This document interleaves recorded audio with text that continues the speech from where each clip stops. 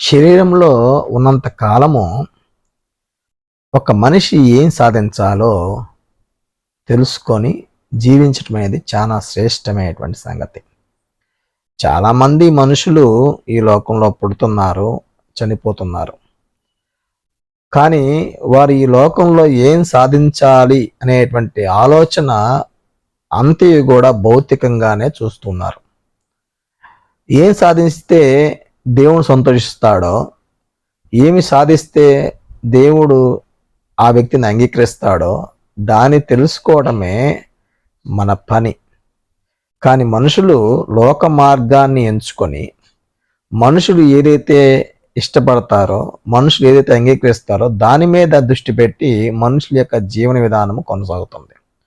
డబ్బు, పదవులు, ఆస్తులు, సంపాదన, పేరు ప్రఖ్యాతులు, ఉన్నతమైనటువంటి జీవన విధానము, వీటి మీద మనుషులు దృష్టి పెట్టి మేము గొప్ప జీవితాన్ని సాధించాము ఈ లోకంలో అనేటువంటి భావంతో చనిపోతూ ఉన్నారు చాలామంది. కానీ దేవునికి ఏది ఇష్టమైందో, దేవునికి ఏది అంగీకార యోగ్యమైందో దాని మీద మనిషి దృష్టి పెట్టట్లేదు.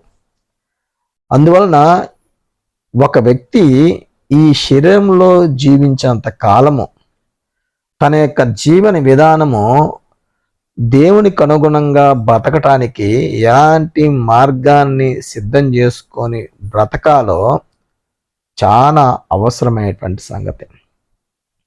ఈ లోకంలో ఉన్నటువంటి మనుషులందరూ కూడా పాపము చేసి దేవుడు అనుగ్రహించు మహిమను కోల్పోయారు.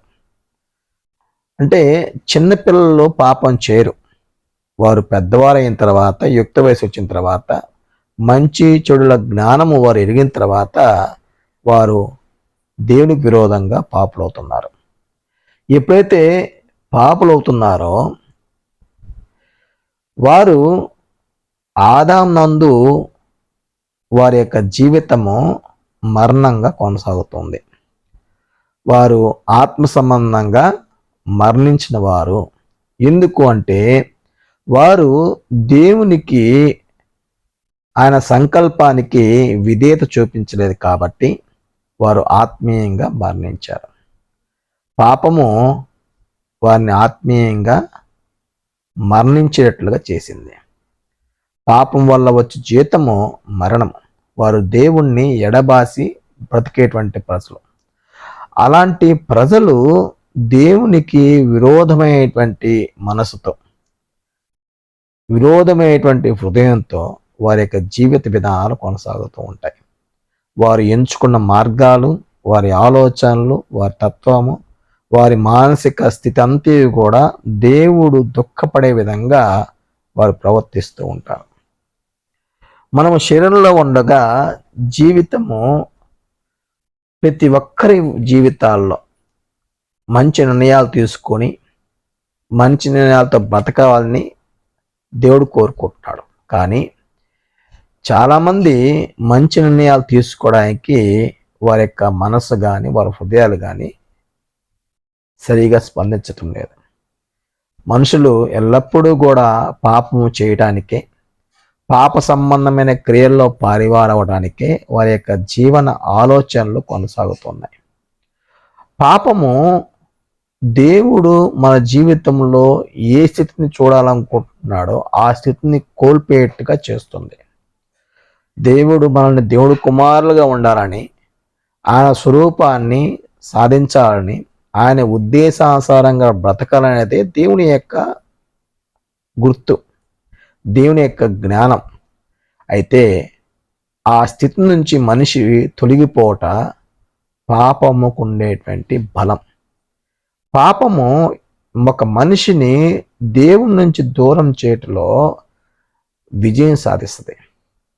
ఎందుకంటే మనిషి పాపానికి ఎప్పుడైతే లోపడతాడో ఆ పాపము అతన్ని దేవునికి దూరం చేయటంలో విజయం సాధిస్తుంది. దానికి సాతాను అనేక రీతులుగా ఆ వ్యక్తిని పడద్రోయడానికి, ఆ వ్యక్తిని మింగడానికి వాడి ప్రయత్నాలు కొనసాగుతూ ఉంటాయి. మన కోరికలను మనం ఎప్పుడైతే స్వాధీనం చేసుకొని మంచి నిర్ణయాలు తీసుకుంటూ కోరికలను తృప్తిపరచుకునే క్రమంలో మంచి నిర్ణయాలు అనుసరించి బ్రతకడానికి నిర్దేశించిన వారమైతే అప్పుడు మన యొక్క ఆత్మీయ జీవితము బాగా ఉంటుంది. కానీ కోరికలను సంతృప్తిపరచుకునేటువంటి క్రమంలో దురాశకు లోనైన వారమైతే అప్పుడు వారి యొక్క జీవితంలో నష్టము వాటిల్తుంది. ఆ నష్టము పాపానికి దారితీస్తుంది. ఆ పాపము మరణానికి దోహదపడుతుంది. ఒక వ్యక్తి మరణించిన తర్వాత, అనగా ఆత్మీయంగా మరణించిన తర్వాత వారు శారీరకంగా చక్కగా ఉంటారు, చక్కగా పనిచేసుకుంటారు, అన్ని కార్యక్రమాలు భౌతికంగా జరిగిస్తూ ఉంటారు. కానీ వారి హృదయము, వారి మనస్సు, వారి మనస్సాక్షి, వారి శరీరక్రియలన్నీ కూడా దేవుని దృష్టికి విరోధంగా ఉంటాయి. అదే మరణము. దేవునికి వ్యతిరేకంగా జీవించేటువంటి క్రియా జీవితమే మరణ దశ. వారి మాటలు కానీ, వారి ప్రవర్తన కానీ, వారి జీవన విధానం కానీ, వారి యొక్క ఆలోచన శైలి కానీ దేవునికి విరోధంగా వివరించడానికే వారి యొక్క జీవితాలు కొనసాగుతూ ఉంటాయి.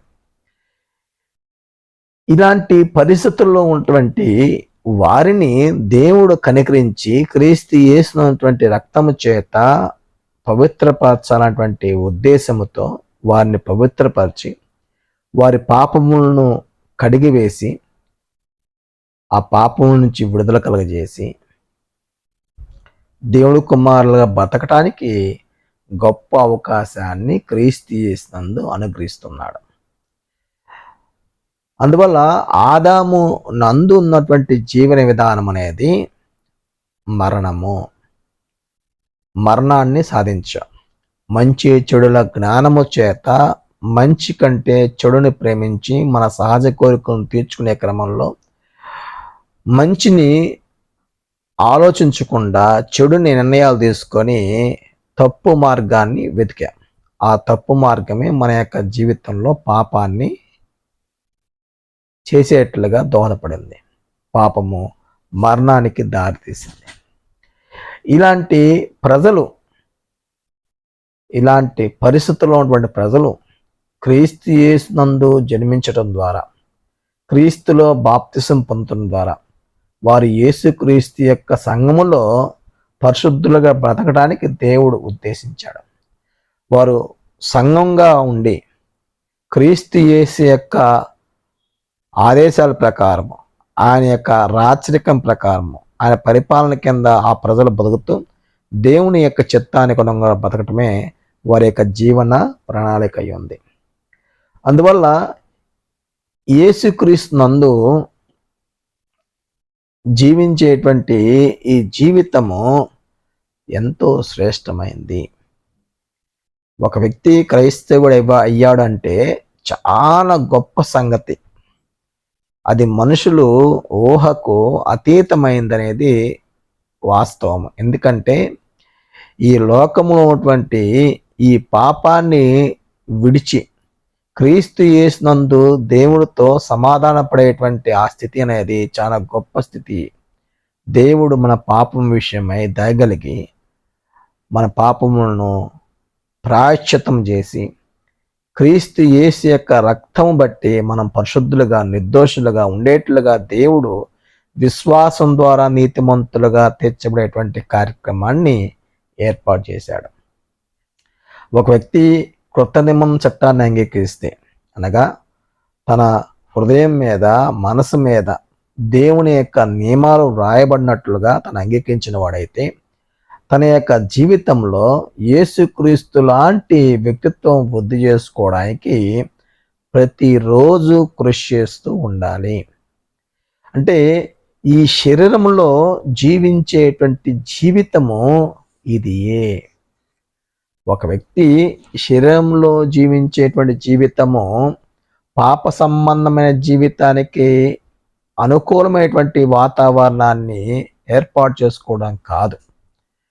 ఒక వ్యక్తి క్రీస్తు నందు జీవిస్తూ దేవుని కుమారుడుగా ఎదుగుతూ యేసుక్రీస్తు లాంటి వ్యక్తిత్వాన్ని వృద్ధి చేసుకుంటూ దేవుడు నిత్యత్వంలో ఎలాంటి కుమారులు కావాలని యోచించి క్రీస్తు యేసునందు ప్రణాళిక నిర్దేశించాడో ఆ ప్రణాళికను అనుసరించి దైవ కుమారులుగా ఈ లోకయాత్రను కొనసాగించటమే మానవుని యొక్క నిజ జీవితము. ఒక మనిషి యొక్క జీవితము ఇది అనే విషయాన్ని మనిషి గుర్తుపెట్టుకోవాలి.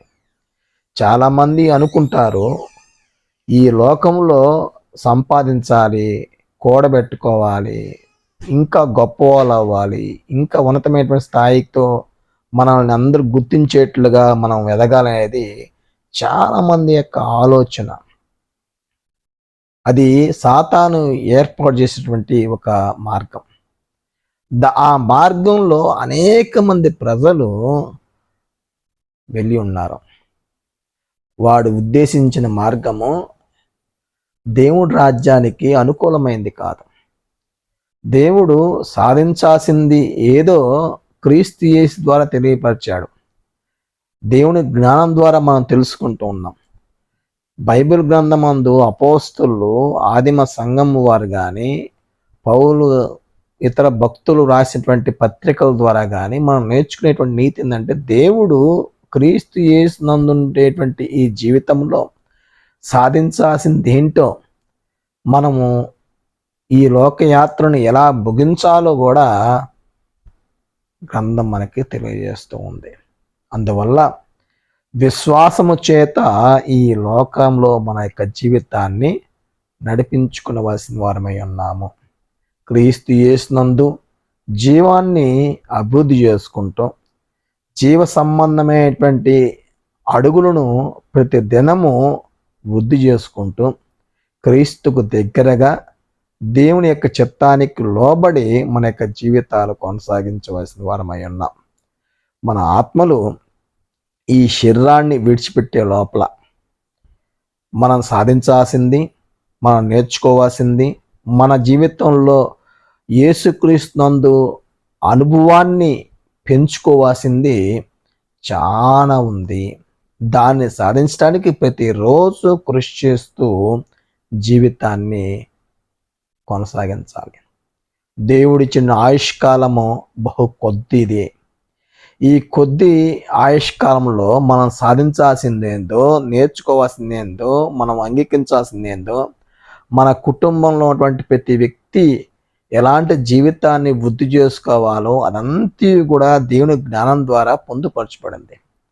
అట్టి జ్ఞానం చేత ప్రతి దినము కూడా క్రీస్తులో ఎదగటానికి మన యొక్క జీవితాలు ఉన్నతమైనటువంటి ఆలోచన చేత బలపరచబడాలి. మనం నేర్చుకునేటువంటి మన యొక్క ఉన్నతమైనటువంటి జీవితానికి మంచి పునాది వేయాలి. పరలోక సంబంధమైనటువంటి వాతావరణంలో మనం ఎదగడానికి ప్రతిరోజు సిద్ధమైనటువంటి ఆలోచనలను, బలమైనటువంటి నిర్ణయాలను, సంపూర్ణమైనటువంటి జాగ్రత్తతో మన యొక్క జీవితాన్ని కొనసాగించాలి. అనగా మన భవిష్యత్తు మన మహిమ, మన భవిష్యత్తు మన మహిమ. అందువల్ల రోమపత్రిక 8:18 కూడా మనం గమనిస్తే, మన ఎడల ప్రత్యక్షము కాబో మహిమ ఎదుట ఇప్పటి కాలపు శ్రమలు ఎన్న తగినవి కావని ఎంచుచున్నాను అన్నాడు పౌలు. అంటే దేవుడు మనకిచ్చేటువంటి మహిమ యొక్క గొప్పతనాన్ని మనం గుర్తించగలిగితే, ఈ లోకములో ఈ శరీరంలో ఉన్నప్పుడు మనం ఏం సాధించాలో, ఏం నేర్చుకోవాలో, ఎలాంటి జీవితాన్ని మన ఈ లోకంలో కొనసాగించాలో సంపూర్ణమైన అవగాహనతో బతుకుతాం. అందువల్ల మనము ఈ లోకంలో ఉన్నటువంటి ఈ జీవితాన్ని సరైన రీతిగా ఉపయోగించుకున్న వారమై, మనం భవిష్యత్తులో ఉండబోయేటువంటి ఆ మహిమను పొందుకోవడానికి సరైనటువంటి క్రమపద్ధతిలో జీవితాన్ని నిర్దేశించుకోవాలి.